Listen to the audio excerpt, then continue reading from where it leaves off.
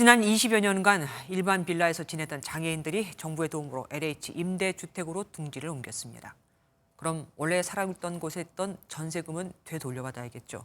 그런데 건물주가 돌려주질 않습니다. 임대주택 월세에 전세금 이자까지 내고 있습니다. 이들의 사연을 이하나 기자가 들어봤습니다. 서울 홍은동에 있는 정신장애인 공동생활가정입니다. 폐쇄적인 정신병원 대신 사회복지사들과 함께 지내며 약물 관리를 받고 독립적인 생활을 할 수 있도록 지원하는 기관입니다.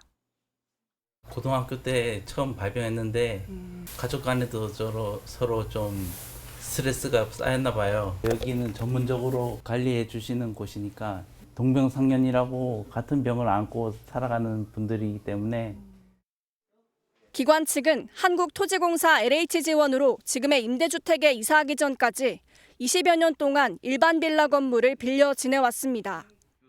보증금 2억 원에 월세 30만 원을 내고 기부금으로는 40년이 넘은 노후 건물을 수리하기도 했습니다. 하지만 집주인이 1년째 전세금 2억 원을 돌려주지 않아 임대주택 월세에 전세금 이자까지 약 80만 원에 달하는 이중고를 겪고 있습니다.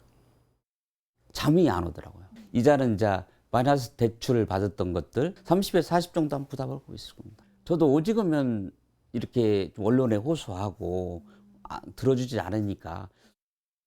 기관 측은 서울의 한 사회복지단체장이기도 한 집주인 A씨가 전세금 지급을 미루다가 법적 분쟁 과정에서 건물의 원상복구 비용까지 요구했다고 주장하고 있습니다. 독립적인 주거를 위해 개조한 출입구 등의 원상복구비 6천만 원을 받아야 전세금을 돌려주겠다는 건데 기관 측은 원상복구하지 않아도 된다는 내용의 합의서를 작성했다고 반박합니다.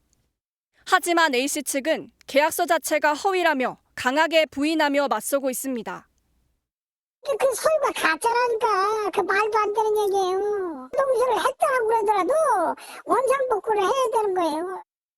양측의 전세보증금 반환 소송이 오는 23일 첫 재판을 앞둔 가운데 고물가에 한푼이 아쉬운 기관 측은 하루라도 빨리 문제가 해결되기를 바라고 있습니다. MBN 뉴스 이한나입니다. 안녕하세요. 김주하입니다. 공정하고 신속한 MBN 뉴스 유튜브를 통해서도 만나보실 수 있습니다. 특히 더 많은 뉴스와 라이브를 보고 싶으시다면 오른쪽을 눌러서 구독하시면 됩니다. 어렵지 않죠? 빠르고 정확한 뉴스로 계속 찾아뵙겠습니다. MBN 뉴스를 시청해 주신 여러분 고맙습니다.